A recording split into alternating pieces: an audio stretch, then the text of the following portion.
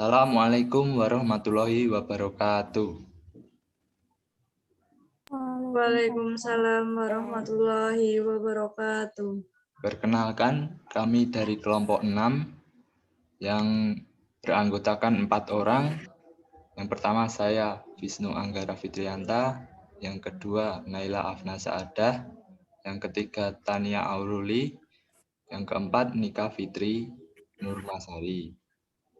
Di sini kami akan membahas hasil kerja kelompok kami mengenai sikap dan prasangka sosial.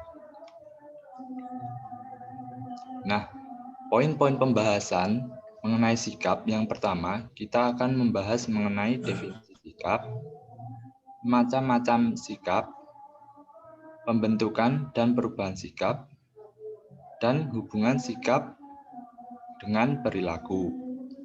Nah, poin mengenai prasangka yang akan kita bahas adalah mengenai definisi, penyebab munculnya prasangka sosial, sumber-sumber prasangka, teori prasangka, proses terjadinya prasangka, dan yang terakhir, cara mengurangi prasangka sosial. Nah, bagian yang pertama mengenai definisi sikap sosial. Sikap adalah kesadaran individu yang menentukan perbuatan nyata dan perbuatan-perbuatan yang akan terjadi. Jadi, kesimpulannya, sikap merupakan suatu hal yang menentukan sifat, hakikat, baik perbuatan sekarang maupun perbuatan yang akan datang. Manusia sendiri terdiri dari jiwa dan raga. Kualitas manusia biasanya dilihat dari seberapa baik jiwa dan juga hatinya. Jika kita lihat dari perspektif jiwa, manusia memiliki tingkatan yang berbeda-beda. Terdapat manusia yang memiliki perilaku di luar batas kemanusiaan atau batas kenormalan. Kemudian ada juga manusia yang memiliki tingkat kemampuan yang tinggi. Semua itu dapat dilihat dari hubungan antara apa yang ada dalam jiwa manusia dengan apa yang dilakukan kepada lingkungan sekitarnya. Kemudian Aristoteles berpendapat bahwa manusia merupakan bagian yang terdiri dari badan dan jiwa. Jiwa sendiri adalah fungsi dari badan. Plato mengungkapkan bahwa badan hanyalah alat yang digunakan untuk mengekspresikan jiwa. Kemudian, sikap dan prasangka merupakan salah satu unsur yang terdapat pada manusia. Manusia pada dasarnya atau sejak lahir sudah mempunyai ciri-ciri atau kriteria khusus. Mempunyai potensi, ketentuan, skill atau bakat, bentuk dan semacamnya yang telah berkembang dengan sendirinya. Kemudian, setiap orang memiliki sikap yang berbeda-beda terhadap suatu hal tertentu atau objek tertentu. Sikap menunjukkan penilaian, perasaan, serta tindakan terhadap suatu objek.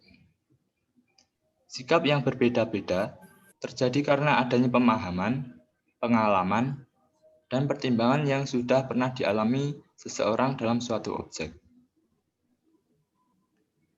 Kemudian, sikap sendiri merupakan kesadaran individu yang menentukan perbuatan nyata dalam kegiatan di lingkungan sekitar atau lingkungan sosial.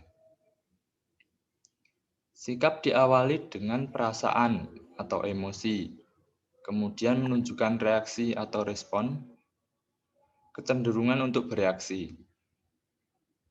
Kesadaran individu yang menentukan perbuatan nyata dan perbuatan-perbuatan yang akan terjadi merupakan suatu hal yang menentukan sikap, hakikat, baik perbuatan sekarang maupun perbuatan yang akan datang.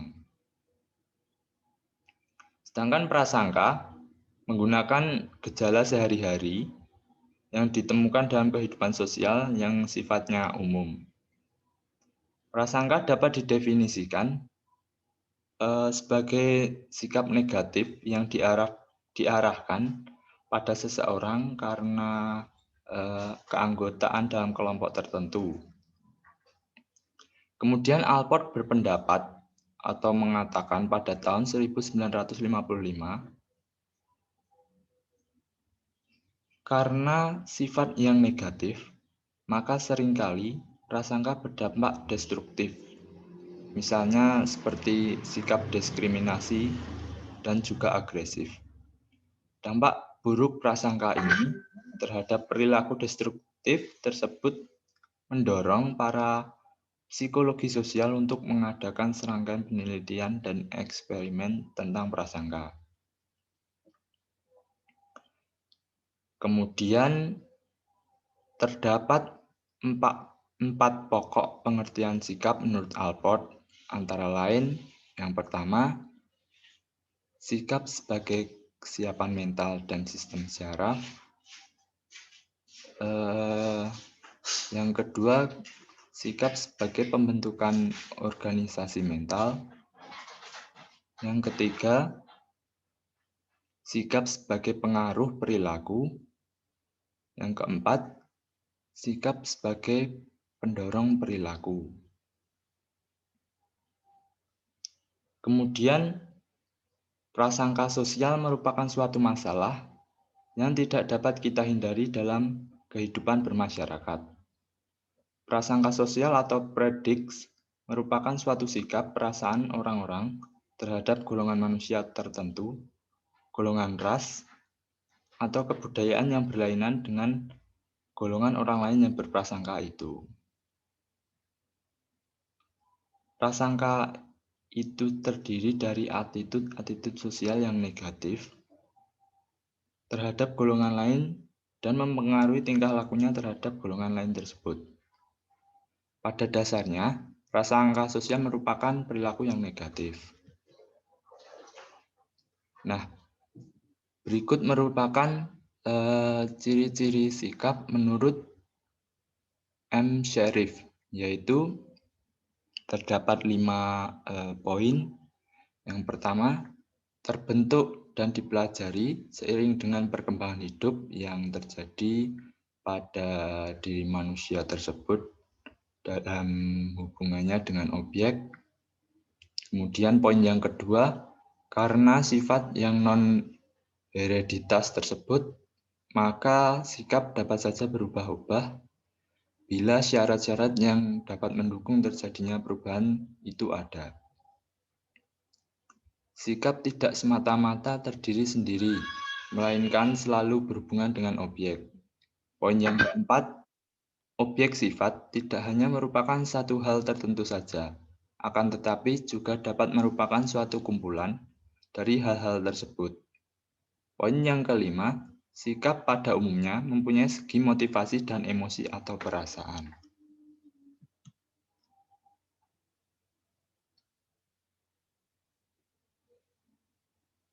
Lanjut.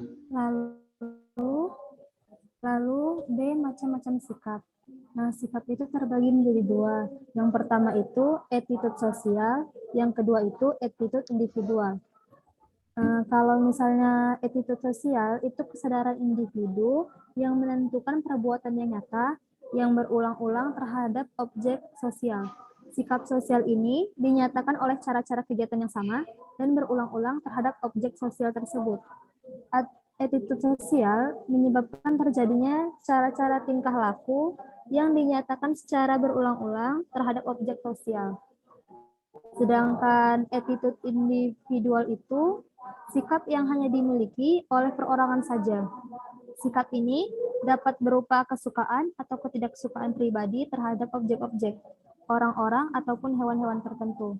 Nah, lalu ada perbedaan antara attitude sosial sama attitude individual.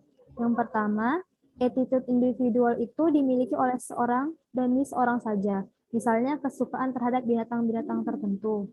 Yang kedua itu, attitude individual berkenaan dengan objek-objek yang bukan perhatian sosial. Sifat-sifat pribadi turut membentuk pula karakteristik attitude individual ini. Attitude sosial menyebabkan terjadinya tingkah laku khas dan berulang-ulang terhadap objek sosial, dan oleh karena itu maka attitude sosial itu menyebabkan terjadinya tingkah laku khas. Sehingga attitude sosial dan attitude pada umumnya merupakan sifat-sifat dinamis yang sama seperti motif dan motivasi, yaitu merupakan salah satu penggerak intern dalam pribadi orang yang mendorongnya berbuat sesuatu dengan cara tertentu.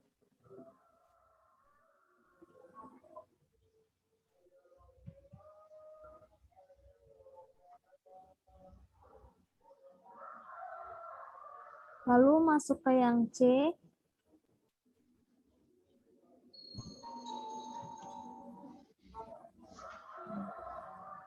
Yang C itu ada pembentukan dan perubahan sikap. Nah, pada dasarnya sikap bukan merupakan suatu pembawaan, melainkan hasil interaksi antar individu dengan lingkungan. Sehingga sikap itu bersifat dinamis. Sikap dapat pula dinyatakan sebagai hasil belajar, karenanya sikap dapat mengalami perubahan.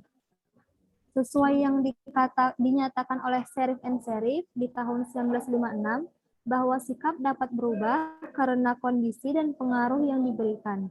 Sebagai hasil dari belajar, sikap tidaklah berbentuk dengan sendirinya, karena pembentukan sikap senantiasa akan berlangsung dalam interaksi manusia berkenaan dengan objek tertentu. Itu pendapat dari Hudaniyah di tahun 2003. Lalu selanjutnya itu ada faktor-faktor yang mempengaruhi pembentukan sikap. Antara lain ada yang pertama itu faktor internal. Nah, faktor internal itu merupakan cara individu dalam menanggapi dunia luarnya dengan selektif, sehingga tidak semua yang datang akan diterima atau ditolak. Terdiri dari faktor-faktor genetik dan fisiologik, pengalaman pribadi, dan faktor emosional. Nah, kalau faktor-faktor genetik dan fisiologik itu maksudnya faktor yang berperan penting dalam pembentukan sikap melalui kondisi-kondisi fisiologik. Misalnya waktu masih muda, individu mempunyai sikap negatif terhadap obat-obatan, tetapi ia menjadi biasa setelah menderita sakit sehingga secara rutin harus mengkonsumsi obat-obat tertentu. Lalu jika pengalaman pribadi, itu merupakan pengalaman personal yang langsung dialami memberikan pengaruh yang lebih kuat daripada pengalaman yang tidak langsung. Sikap mudah terbentuk jika melibatkan faktor emosional yang ada di dalam diri individu itu sendiri. Menurut Oskam, dua aspek yang secara khusus memberi sumbangan dalam membentuk sikap. Pertama itu ada peristiwa yang memberikan kesan kuat pada individu, yaitu peristiwa traumatik yang merubah secara drastis kehidupan individu. Misalnya kehilangan anggota tubuh karena kecelakaan. Kedua, yaitu munculnya objek secara berulang-ulang. Misalnya iklan kaset musik. Semakin sering sebuah musik diputar di berbagai media, akan semakin besar kemungkinan orang akan memilih untuk membelinya. Lalu kalau faktor emosional itu merupakan suatu sikap yang dilandasi oleh emosi yang fungsinya sebagai semacam penyaluran frustasi atau pengalihan bentuk mekanisme pertahanan ego dan dapat bersifat sementara ataupun menetap. Contohnya misalnya prasangka. Lalu faktor yang kedua itu ada faktor eksternal, yaitu keadaan-keadaan yang ada di luar individu yang merupakan stimulus untuk membentuk atau mengubah sikap. Terdiri dari pengaruh orang tua, kelompok sebaya atau kelompok masyarakat, media massa, serta lembaga pendidikan dan agama. Nah, kalau pengaruh orang tua itu sangat besar pengaruhnya terhadap kehidupan anak-anaknya, sikap orang tua akan dijadikan role model bagi anak-anaknya. Misalnya orang tuanya pemusik akan cenderung melahirkan anak-anak yang juga nanti bakal senang sama musik. Lalu jika kelompok sebaya atau kelompok masyarakat itu kecenderungan bahwa seorang individu berusaha untuk sama dengan teman sekelompoknya. Misalnya, seorang anak nakal yang bersekolah dan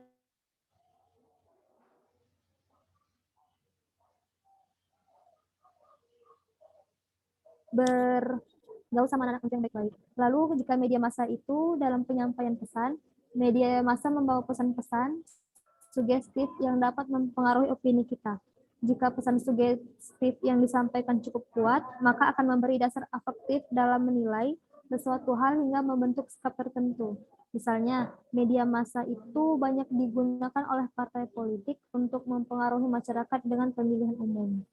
Lalu jika institusi atau lembaga pendidikan agama, institusi itu berfungsi meletakkan dasar pengertian dan konsep moral dalam diri individu. Pemahaman baik dan buruk, salah atau benar, yang menentukan sistem kepercayaan seseorang hingga ikut berperan dalam menentukan sikap seseorang. Lalu juga, menurut Umi Kulsum dalam bukunya berpendapat bahwa sikap dapat terbentuk atau berubah melalui 4 macam hal, yaitu yang pertama itu ada adopsi. Adopsi itu kejadian-kejadian dan peristiwa-peristiwa yang terjadi berulang-ulang dan terus-menerus. Lama-kelamaan secara bertahap diserap ke dalam diri individu dan mempengaruhi terbentuknya sikap. Lalu yang kedua itu ada diferensiasi. Diferensiasi itu merupakan berkembangnya inteligasi, bertambahnya pengalaman sejalan dengan bertambahnya usia. Maka ada hal-hal yang tadinya dianggap sejenis sekarang dipandang tersendiri lepas dari jenisnya. Lalu yang ketiga itu ada integrasi. Integrasi itu merupakan pembentukan sikap disi terjadi secara bertahap, dimulai dengan berbagai pengalaman yang berhubungan dengan satu hal yang akhirnya terbentuk sikap mengenai hal tersebut. Lalu yang keempat itu ada trauma. Trauma itu merupakan pengalaman yang tiba-tiba atau mengejutkan.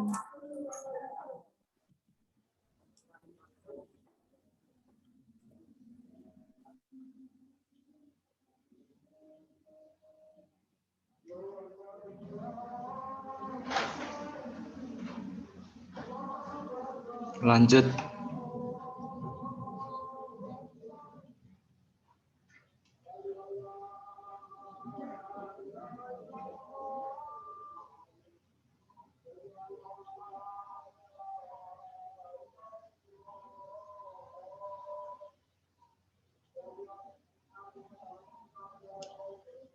Lalu yang D itu ada hubungan sikap dan perilaku. Hubungan antara sikap dan perilaku telah menyebabkan minat sikap terhadap lingkungan sebagai prediktor tindakan yang berbasis lingkungan dan keputusan dalam berpartisipasi. Nah, secara umum, orang sering berpikir bahwa setiap perubahan sikap secara otomatis akan diikuti oleh perubahan perilaku juga. Individu yang menunjukkan perubahan sikap dari yang awalnya bersifat negatif terhadap X itu menjadi bersikap positif, dianggap secara otomatis akan menunjukkan perubahan perilaku yang sejalan, atau awalnya menolak X berubah menjadi penerimanya. Lalu pandangan semacam ini seringkali dijadikan sebagai pijakan untuk menyusun program-program perubahan perilaku. Sebagai contoh, pemerintah telah berulang kali mencoba meningkatkan perilaku menabung masyarakat dengan cara membangun sikap positif mereka terhadap kegiatan menabung dan lembaga perbankan melalui berbagai iklan layanan masyarakat.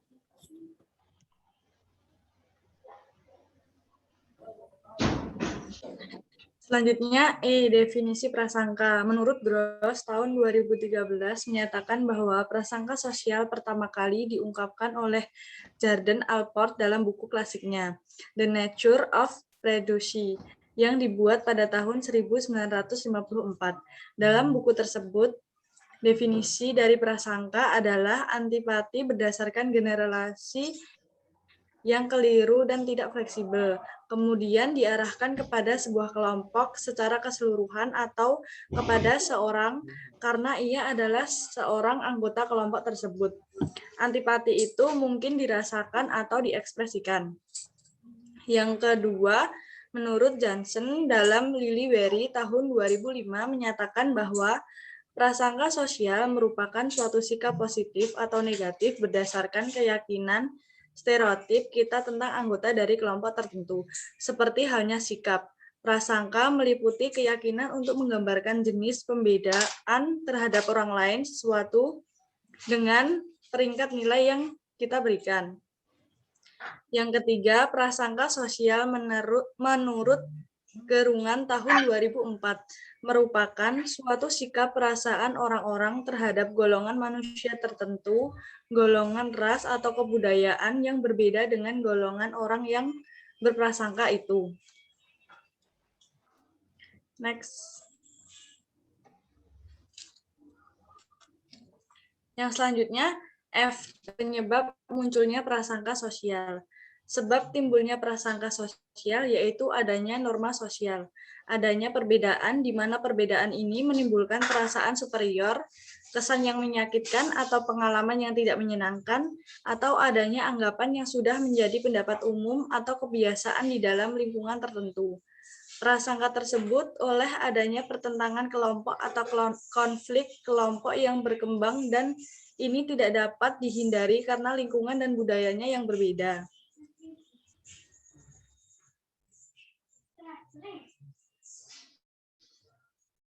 Next.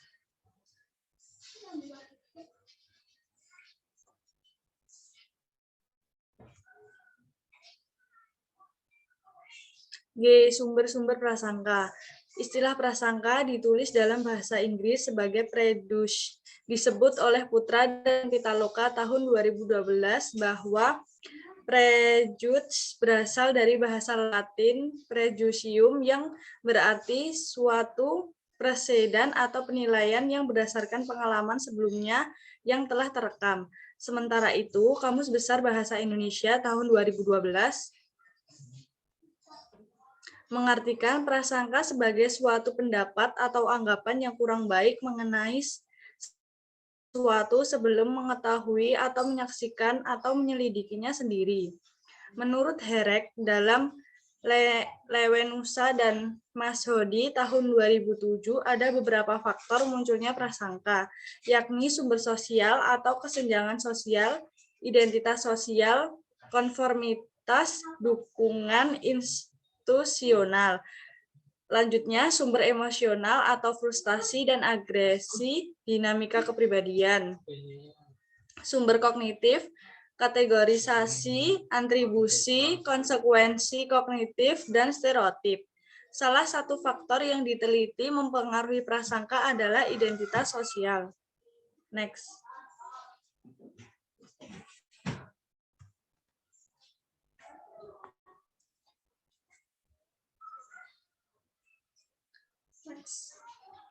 Yang selanjutnya, H. Teori prasangka. Yang pertama, teori konflik realistik. Teori ini memandang bahwa terjadinya kompetensi atau persaingan dan konflik antar kelompok dapat menimbulkan kecenderungan untuk berprasangka dan mendiskriminasikan anggota outgroup. Persaingan di antara kelompok-kelompok sosial tersebut karena merebutkan komoditas atau kesempatan berharga. Yang kedua, teori kategorisasi sosial. Teori ini menyatakan bahwa seseorang memiliki kecenderungan untuk membagi dunia sosial menjadi dua kategori terpisah, yaitu kelompok kita sendiri atau kita dan kelompok lain atau mereka. Kategorisasi tersebut bisa didasarkan pada persamaan atau perbedaan, yaitu persamaan dan perbedaan yang berkaitan dengan tempat tinggal, garis keturunan, warna kulit, pekerjaan, dan sebagainya. Yang ketiga ada teori deprivasi relatif. Teori ini menyatakan bahwa keadaan psikologis di mana seorang merasakan ketidakpuasan atas kesenjangan atau kekurangan subjektif yang dirasakan pada saat keadaan diri dan kelompoknya dibandingkan dengan orang lain atau kelompok lain. Yang keempat, teori identitas sosial.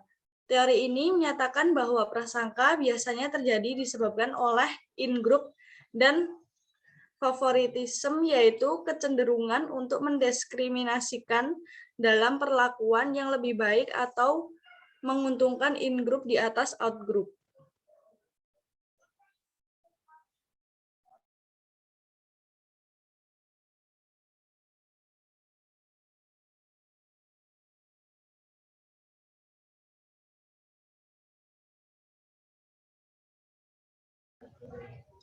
Selanjutnya akan dibacakan oleh rekan saya.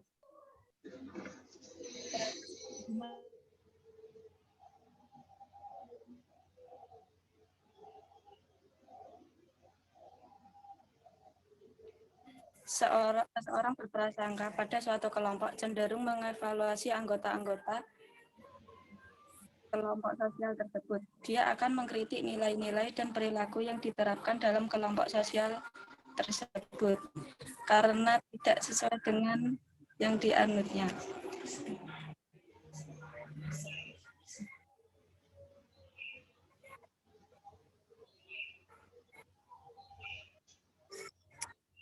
Musik guys. Rupanya kok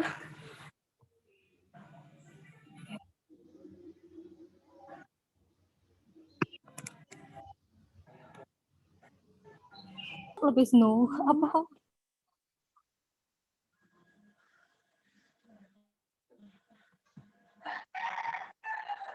Proses terjadinya prasangka sosial merupakan sebuah proses psikologis dan budaya yang berlangsung karena adanya interaksi sosial. Seseorang yang berprasangka pada suatu kelompok cenderung mengevaluasi anggota-anggota kelompok sosial tersebut. Dia akan mengkritik nilai-nilai dan perilaku yang diterapkan dalam kelompok sosial tersebut karena tidak sesuai dengan nilai yang dianutnya. Proses pembentukan menurut Mar'at tahun 1981 dipengaruhi oleh beberapa faktor, antara lain yang pertama, pengaruh kepribadian. Dalam perkembangan kepribadian, seseorang akan terlihat pula pembentukan prasangka sosial. Kepribadian otoriter mengarahkan seseorang membentuk suatu konsep prasangka sosial, karena ada kecenderungan orang tersebut selalu merasa curiga, berpikir dogmatis, dan berpola pada diri sendiri. Yang kedua, pendidikan dan status.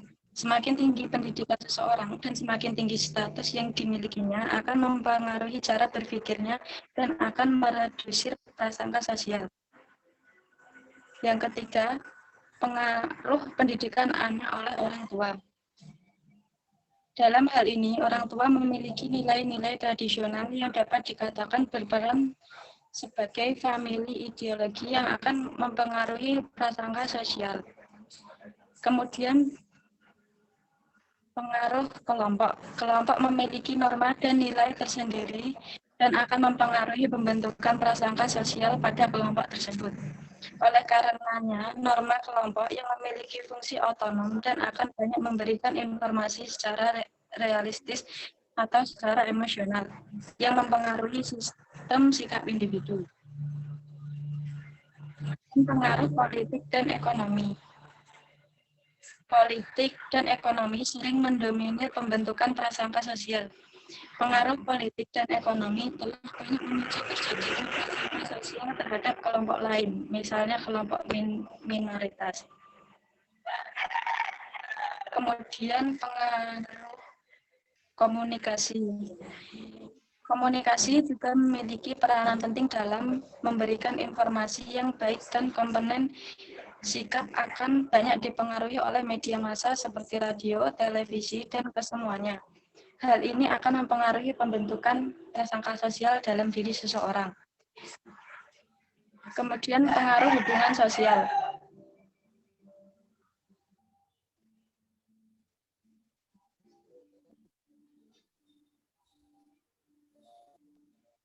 Hubungan sosial merupakan suatu media dalam mengurangi atau mempertinggi pembentukan prasangka sosial.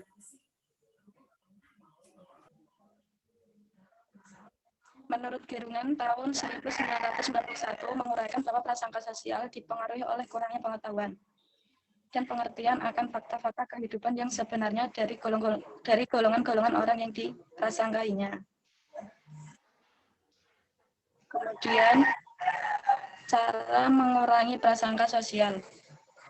Terdapat beberapa cara yang dapat dilakukan untuk mengurangi dan mencegah timbulnya prasangka, yaitu melakukan kontak langsung, kemudian mengajarkan pada anak tidak membenci, kemudian mengoptimalkan peran orang tua, guru, individu dewasa yang dianggap penting oleh anak melalui contoh perilaku yang ditunjukkan. Kemudian menyadarkan individu untuk belajar membuat perbedaan tentang individu lain, yaitu belajar mengenal dan memahami individu lain berdasarkan karakteristiknya yang unik, tidak hanya berdasarkan keanggotaan individu tersebut dalam kelompok tertentu.